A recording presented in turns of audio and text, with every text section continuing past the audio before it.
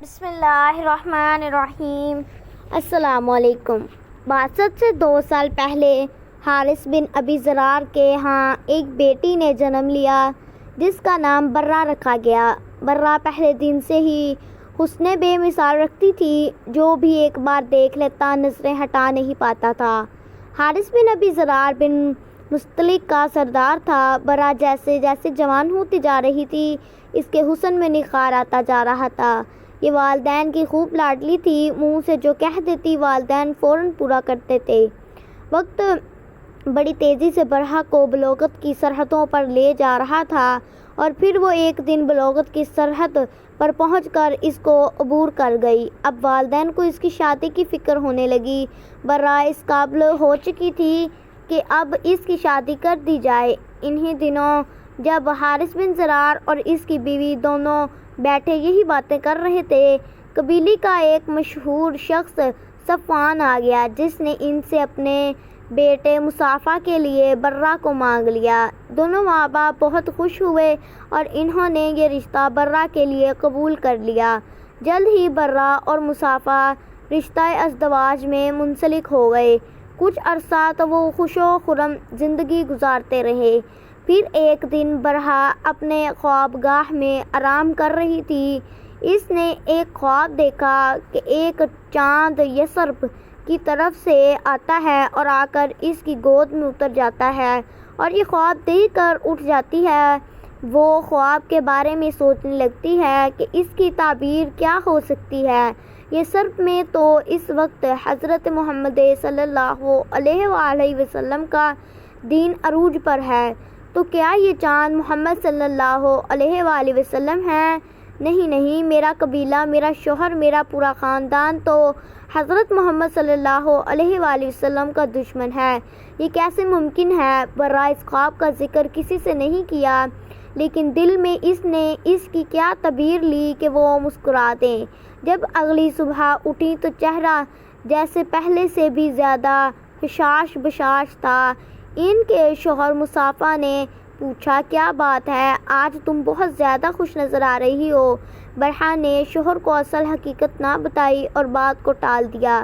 انہی دنوں برہ کے والد نے مدینہ پر یلغار کی نیت سے تیاریاں شروع کر دیں۔ وہ اور اس کا قبیلہ مسلمانوں کی بڑھتی ہوئی طاقت کو قبول نہیں کر سکتے تھے۔ بس جو ہی انہوں نے تیاریاں شروع کیں، اس کی خبر آپ صلی اللہ علیہ وآلہ وسلم کو بھی پہنچ گئی۔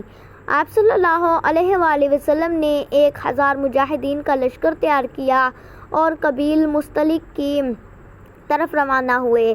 آپ کے ساتھ حضرت عائشہ رضی اللہ تعالیٰ عنہا اور حضرت ام سلمہ رضی اللہ تعالیٰ عنہا بھی موجود تھیں۔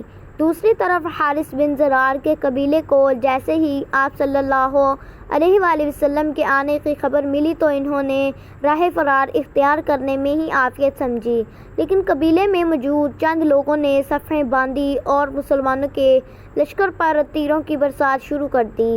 انہوں نے ڈٹ کر مسلمانوں کے لشکر کا مقابلہ کیا، لیکن زیادہ دیر تک وہ قائم نہ رہ سکے اور میدان چھوڑ کر بھاگ گئے۔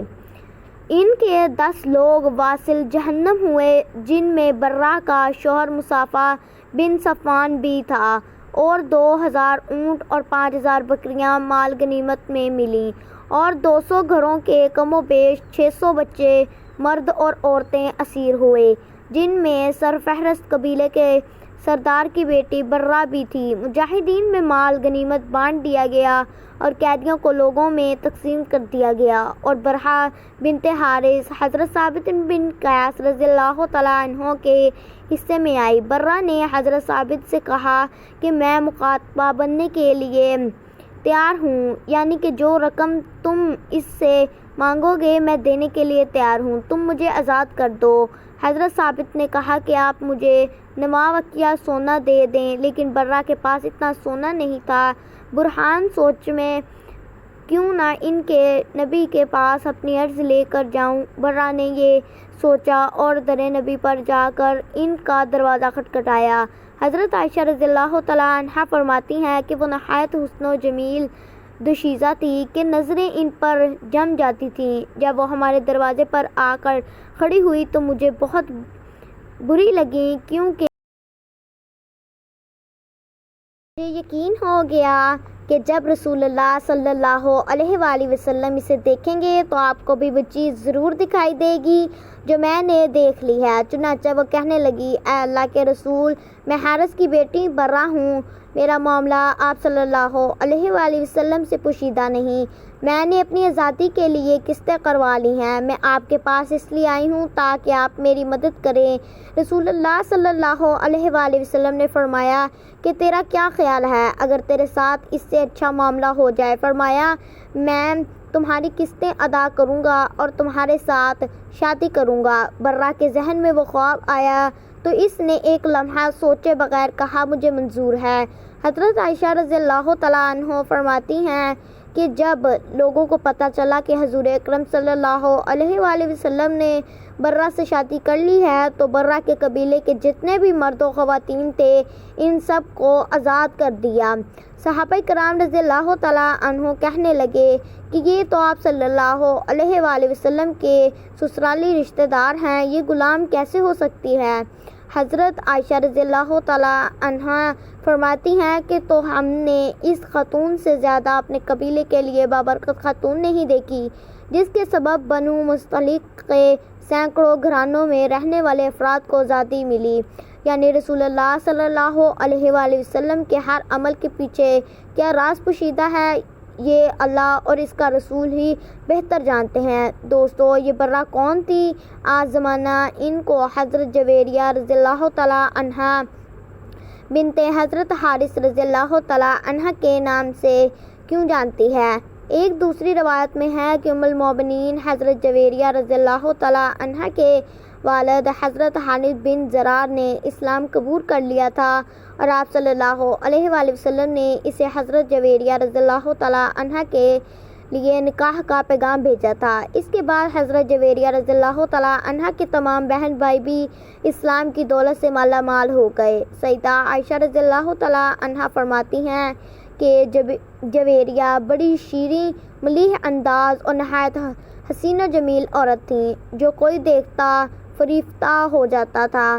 ظاہری حسن و جمیل کے علاوہ اب باطنی حسن سے بھی مالا مال تھیں، بڑی صاحبزادہ، مستقیہ، راست باز اور عبادت گزار تھیں۔ یہ سب کچھ انہیں آپ صلی اللہ علیہ وآلہ وسلم کے در اور تعلق سے ملا تھا۔ دعا ہے اللہ رب العزت ان پر اپنی بے حساب نعمتوں کا نزول فرمائے اور ان کے صدقے ہماری بے حساب مغفرت فرمائے، آمین ثم آمین۔ میرے تمام اسلامی بہن بھائی سے گزارش ہے چینل کو سبسکرائب کریں، ویڈیو کو لائک کریں۔ جزاک اللہ۔